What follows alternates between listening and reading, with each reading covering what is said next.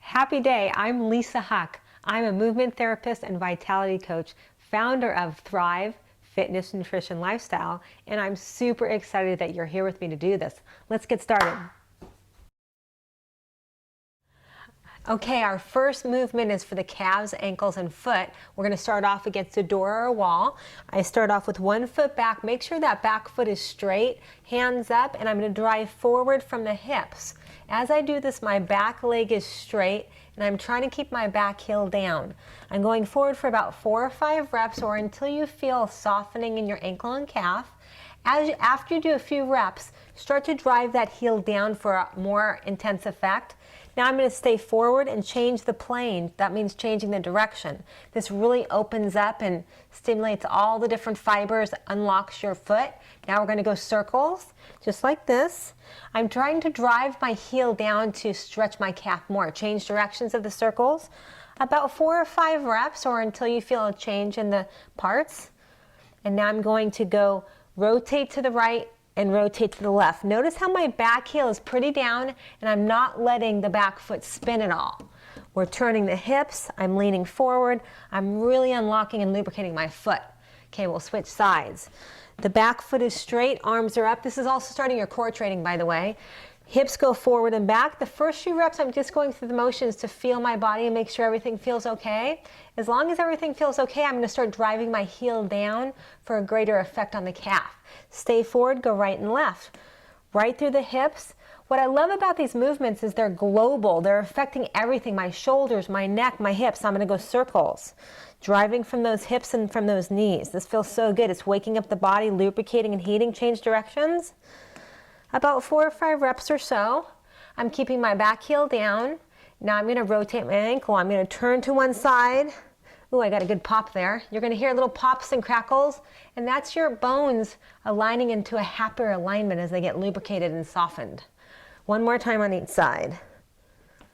And that's for the calf and ankle. Okay, the next move is for the chest. What we're going to do is we're going to hold on to the molding of a door, a corner, open a door, any number of things you can hold on to. Whatever arm that you're stretching, that same foot is forward. We start with a forward movement. Allow your target shoulder blade to just release, relax. Notice if you're holding tension there and try and just let it get mushy. I do several reps forward. As I come forward, I feel all this stretching from my forearm to my arm, my shoulder, and my chest. Now I'm going to step into that and I'm going to move laterally. As I move laterally, I'm really allowing the shoulder blade to relax. About 5 reps or so. You might want to do more because it feels good. This is going to give you better posture, being more upright, and better lung capacity. Okay, we're going to switch sides. Okay, other side for your chest. I'm holding on to the corner this time. Whatever arm is back, that same foot's forward. And I'm just going to rock forward through my hips and my knee, allowing my rib cage to open up. Feels really good. And then I'm going to step into it and move laterally. Remember to try and relax that shoulder blade. Are you holding tension there? Just let it go. Mushy, mushy shoulder blade. Couple more. There you go. Okay, this is one of my favorites. Sometimes it's hard to find a place to do this. We've got the sink. Everybody has a kitchen sink. I'm going to come forward. This is for your back and your lats. Hands wide, feet are wide. Hang back, and then I'm going to just drop my face and shift right and left. Where you should feel this is in your rib cage right here, your chest, your pecs, your shoulders. And I'm just letting my head be neutral.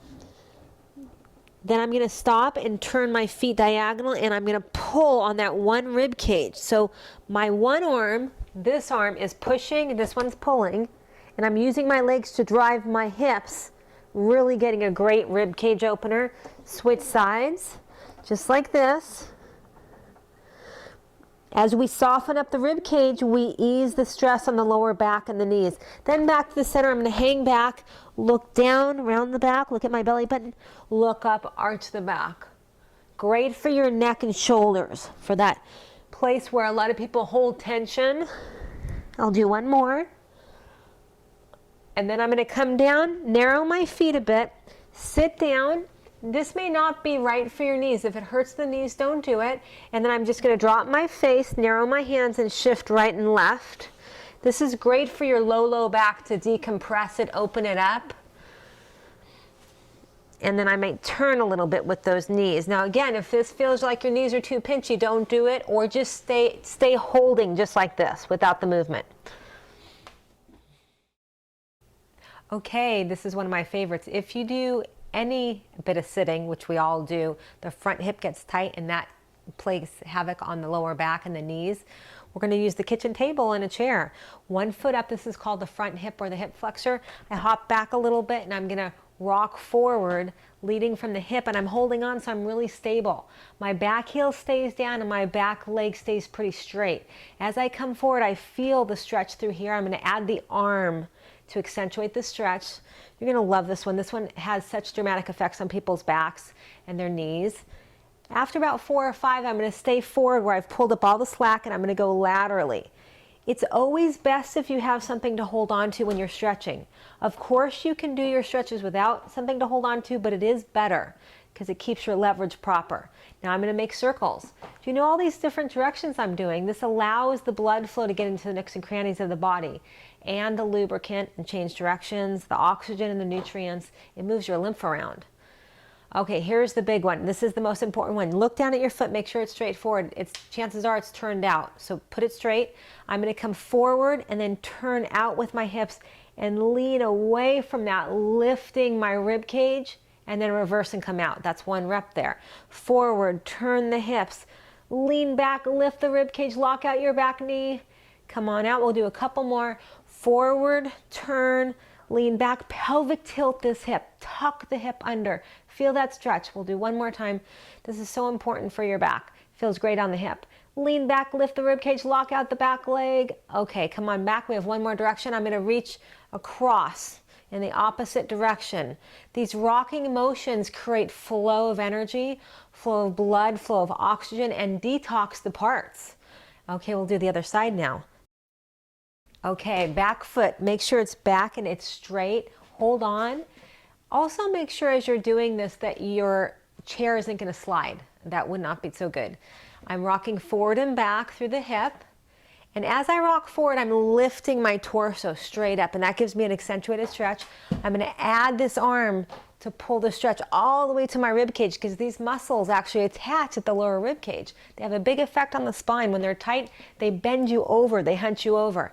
I'm going to stay forward and I'm going to go right and left. Now let me show you an option on this. If you didn't want to do this with the arm, if it was too unstable, you could hold on and go right and left if that feels more comfortable. Now we're going to go circles and then change directions. I'm trying to make the circle as round as possible. Sometimes in the beginning the circle is sort of jagged or squarish. Now here's the important one. Look down at that foot, make sure it's straight forward and not turned out. Go forward, turn in, lean back and lift through the rib cage and come on out. I'm going to show you another option on this side. Forward, turn, lean it back. You can add that arm. We'll go a couple more. Go forward, pull up all the slack, turn in, lean back, tuck this hip, the target hip. One more time. Forward, turn, lean back, lift the rib cage, lock out the back knee. Don't let the back foot spin. Okay, other side, we're reaching up and over. A high reach is great too because it really gets this side. One more time. Super duper. Okay, you're gonna love these. Again, we're using a household item, your kitchen table. I'm putting a towel on there to give me a little padding in my ankle. I'm gonna start off with my hamstring stretch, right forward like that. I'm gonna put my whole leg on here. And I'm going to start off with my foot straight, holding on. I really want to hold on, so I'm not going to come way back because I can't reach. I'm going to go forward. My whole leg's on the table. I'm going to start by reaching forward. What's really important about the hamstring is it does not matter how far you get. It's what you feel. So we start by tugging on the tissues. It doesn't matter how forward you get. It's about what you feel in the tug. And I also like to be able to hold on to the table because it gives me balance and leverage.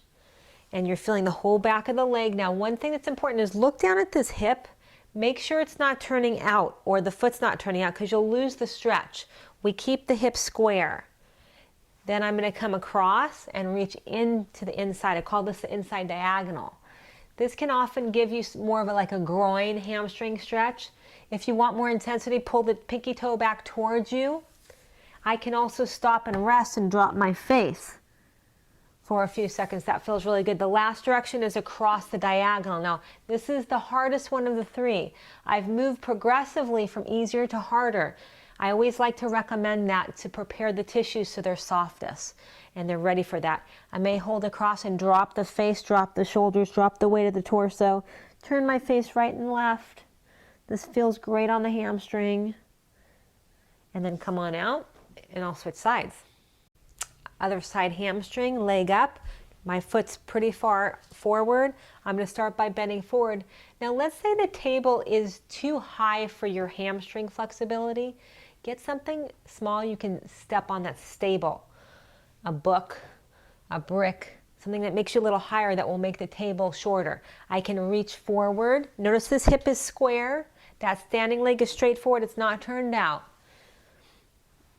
Then I'm going to go ahead and go inside. And any one of these three angles, the forward or the two diagonals, you can stop and hold the stretch. Just hold. That's one reason why I like the hand. It bears your weight and your spine can relax. Let your spine be heavy.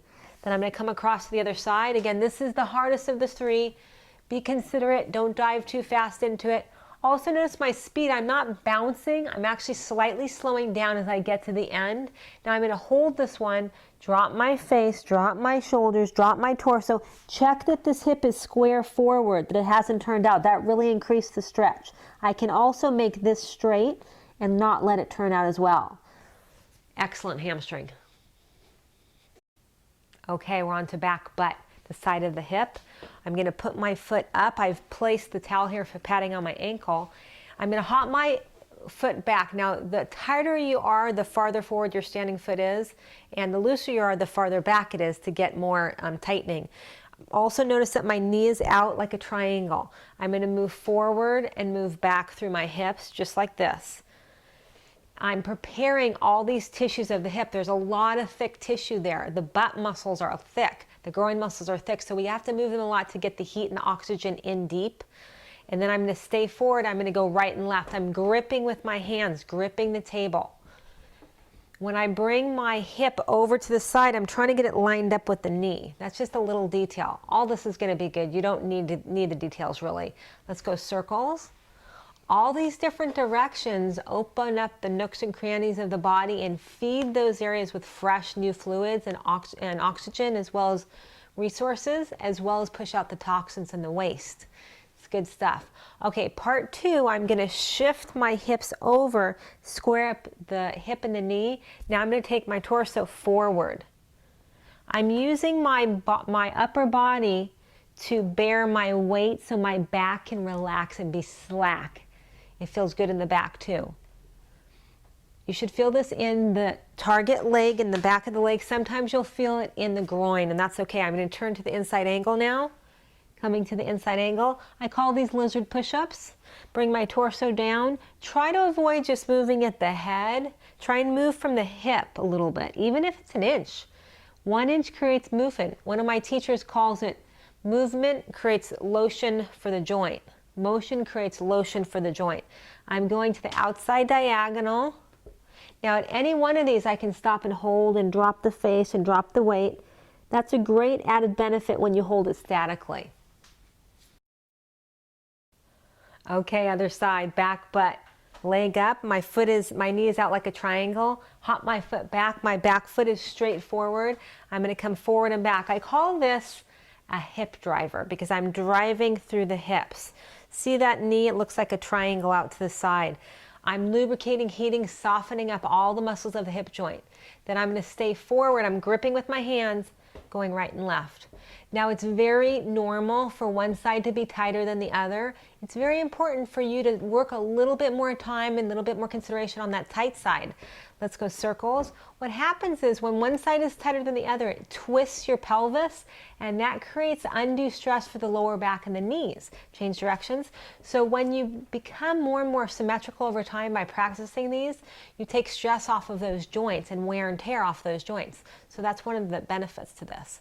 Okay, part two. do, I'm going to hop over, square up my knee, square up my hip, and this is called a torso driver. I go down over.